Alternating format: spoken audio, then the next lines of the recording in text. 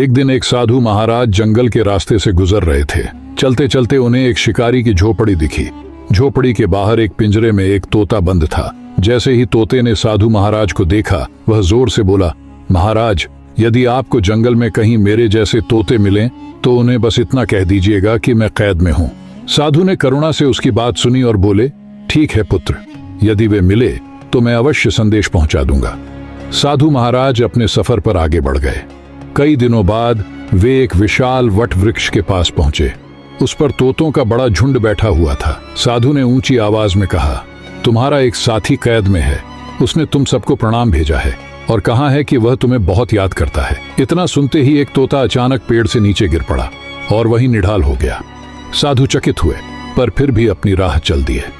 कुछ दिनों बाद साधु फिर उस शिकारी की झोपड़ी के पास पहुंचे।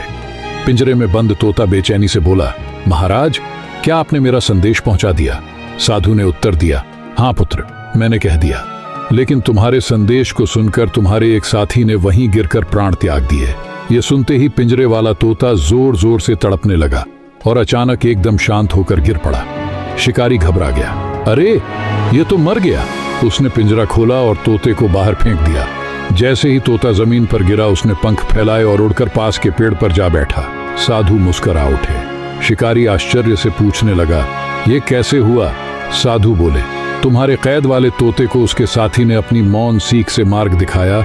कई बार मुक्ति पाने के लिए शक्ति नहीं, बल्कि बुद्धि, धैर्य और विवेक की आवश्यकता होती है।